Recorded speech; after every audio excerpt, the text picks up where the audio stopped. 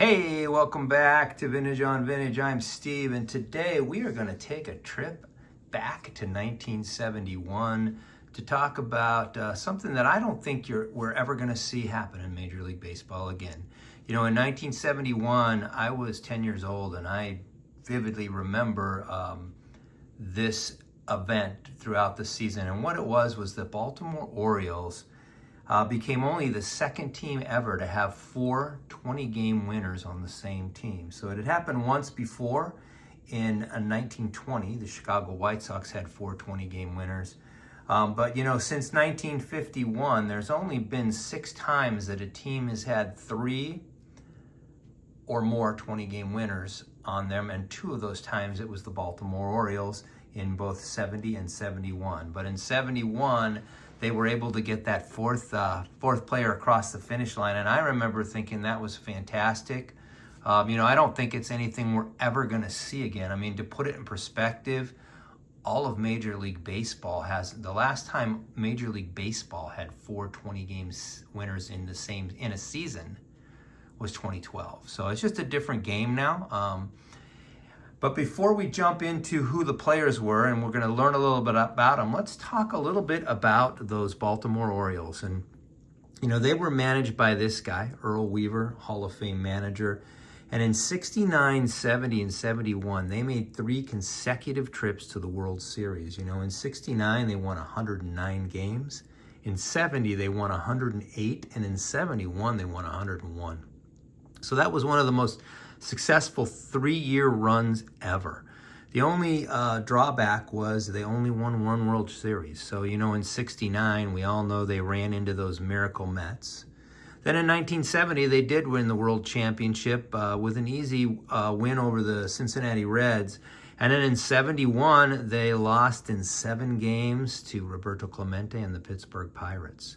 But, you know, the reason I want to talk a little bit about him is, you know, Weaver believed in a lot of different things. He believed in great pitching, great defense, and he was a proponent of the 3-run home run. So when you look at that team, you know, he had some serious power hitters. He had this guy, Boog Powell, and this guy, Frank Robinson, who, you know, they could both field their positions, but they were great hitters, and played right into his 3-run home run philosophy. Then they had a guy like this who was another great hitter in Brooks Robinson. So they had 3 really solid hitters on that team. But more importantly was the defense I was talking about. You know, Brooks Robinson was a 16-time Gold Glover at third base. And over on the other side of next to him on the infield was Paul Belanger, who was an 8-time Gold Glover. And then when you take into consideration Paul Blair in center field, was also an 8-time Gold Glove winner, and yet Davey Johnson at second base, who won 3 Gold Gloves. This was a team that was set up for their pitchers to be very successful. And 1971 was the year they were successful. When you look at this league ERA leaders card, it's really cool because you'll see, you know, Jim Palmer on the far right was 3rd in the league in ERA that year. But when you flip it over and you look at it, you'll see that the Baltimore Orioles had 3 of the top 10 ERA leaders in the league. You had Jim Palmer in 3rd place with a 2.68 ERA. Dave McNally was 7th with a 2.89, and Pat Dobson was 8th with a 2.90 ERA. So it's just an amazing pitching staff. So let's learn a little bit about each of the 4 20-game winners. The first guy we'll talk about is this guy here, Pat Dobson. So he's the one in the trivia contest that people forget about. You know, but Pat, he was traded to the Orioles from San Diego that year, the year 1971, the year he won 20 games for the Orioles. And in 1971, he was a 20-game winner. He was 20-8 with a 2.9 ERA. He had 18 complete games and 4 shutouts. And the funny thing is, on June 12th, he was 3-5 with a 3.70 ERA. But then he went on to win his next 12 starts with 11 complete games and a 1.77 ERA. You know, Dobson was a pretty good pitcher. He pitched for 11 years in the majors, one-time All-Star, 71, of course. He had 122 career victories. A couple other cool notes or highlights for him. You know, he originally came up with the Tigers, and in 1968, he appeared in as a relief pitcher in 3 games in the 1968 World Series. And then, you know, after the season, the Major League Baseball would go do exhibition games in Japan, and the Orioles were over there, and he threw a no-hitter in the exhibition game against the Tokyo Yomiuri Giants, you know, and they included players like Sadahara O and Shigeo Nagashima. So he threw a no-hitter against some pretty talented players. So Pat Dobson was the first of the 4 20-game winners in 1971. Next up was Mike Cuellar. And Cuellar, he had a funny career. You know, he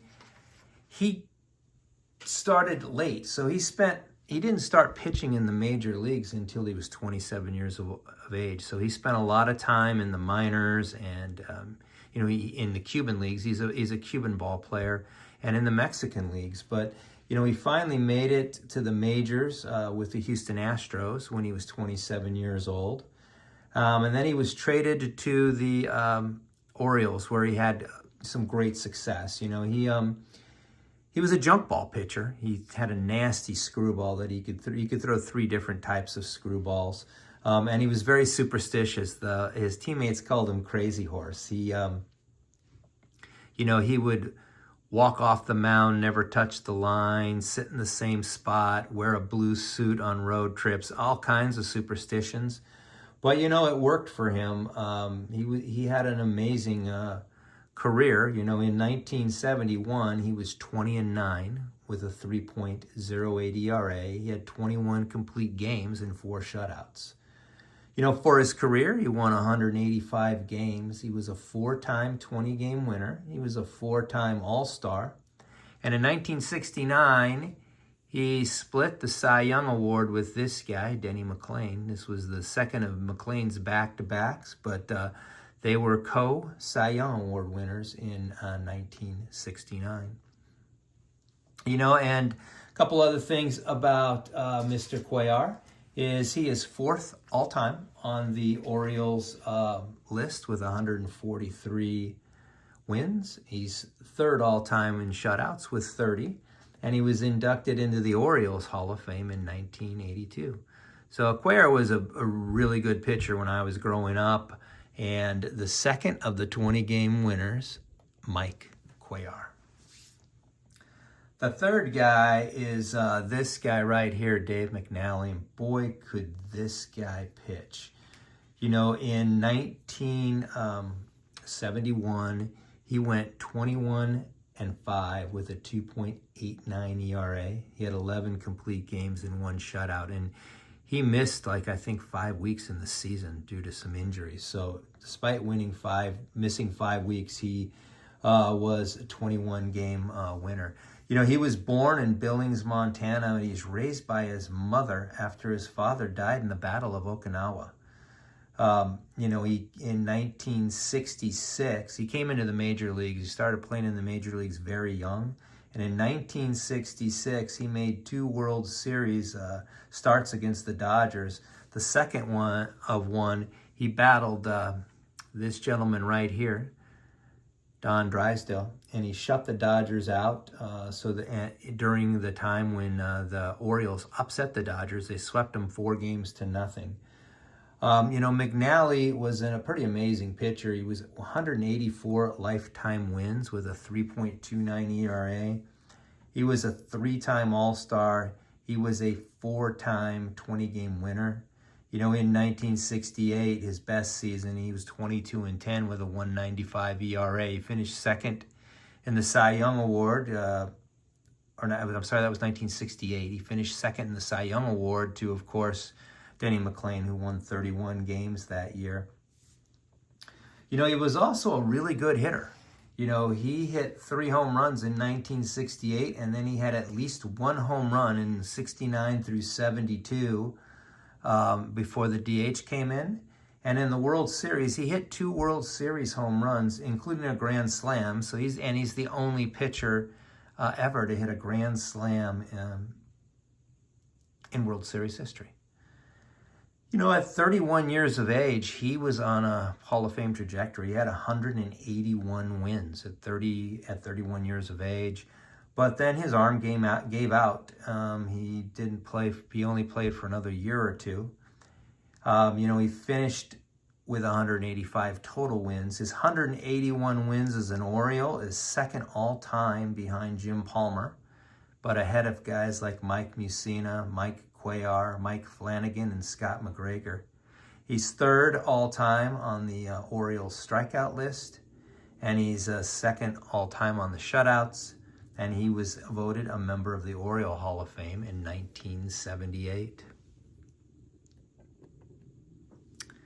The last guy we'll talk about is Jim Palmer, and I just did not too long ago, I did a video on the best pitchers of the 70s, and Palmer was the guy I chose as number 1. But what I wanted to do is maybe tell you a little bit more about Palmer that I didn't know actually until I studied it. I didn't know that his biological parents were Michael Guerin and Marianne Maroney. And Guerin was 41-year-old. They're both Irish descent. Guerin was married at the time. Maroney wasn't when she got pregnant.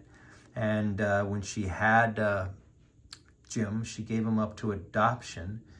2 days after he was born, Mo and Polly Weissman, who were very wealthy, lived on Park Avenue. They adopted Jim Palmer, where his butler at the time took him to Central Park and taught him how to throw baseball. His adopted father died of a heart attack in 1959. His mom, his sister, and Jim moved to Beverly Hills. His mom met actor Max Palmer, married him, and then Jim took his last name when he was a young boy at about 10 years of age. You know, Palmer broke into the major leagues pretty early, and in 1971, he was 20-9 with a 2.68 ERA. He had 20 complete games and three shutouts. But at 20 years of age, a very, very young Jim Palmer, who was 15-10 with a 3.46 ERA in 1966, shut out the Dodgers and Sandy Koufax. He beat Sandy Koufax in what would turn out to be Sandy Koufax's last game. He beat the Dodgers in part of the sweep when the Orioles swept the Dodgers. It was a pitcher's duel. Unfortunately, I think the Dodgers made 5 or 6 errors. So at the end of the day, Koufax gave up 1 earned run, but I believe the final score was 6-0. But more importantly, just a very young Jim Palmer was the man. You know, and then he tore his rotator cuff, and he missed really 67 and 1968. But in 1969, he came back. He went 16-4 with a 2.34 ERA, including throwing a no-hitter against the Oakland A's that year. He would go on to win 20 games, 8 of the next 9 seasons. You know, for his career, 268 wins, 3 Cy Youngs, 6 All-Stars, 8 20-game winning seasons, 2-time ERA title, 4-time Gold Glove. He's the all-time leader for the Orioles in wins, strikeouts, complete games, and shutouts. And I think another really, really cool stat for Mr. Palmer was in his major league career, he never gave up a grand slam or back-to-back home runs. As a matter of fact, in his professional career, he only gave up 1 grand slam, and that was in the minor leagues. He had been sent down to the minor leagues to pitch in some rehab, and his manager at the time was Earl Weaver, and they were playing the Buffalo Bisons, and he was winning. They were winning pretty easily, and he had walked the bases loaded. And Earl Weaver came out and he was very unhappy with him. And he said, this next guy, I want you to throw the ball right down the middle. Let him hit the ball. Let's get out of here. And the guy that he threw it to for the Bisons happened to be this guy, Johnny Bench, who took him deep, to put it in the left field bleachers for the only grand slam of Palmer's professional career. But once again, in the majors, he never gave up a grand slam, and he never gave up a back-to-back home runs. But that was the 1971 season, 4 20-game winners on the same squad. I remember as a kid watching this and being amazed by it. And it's something, like I said, I don't think you're going to see this happen again unless Major League Baseball changes the rules for starting pitching. But anyway, I hope you enjoyed this trip back to 1971. As always, I appreciate you guys taking the time to watch. Until we talk again, stay safe, keep collecting.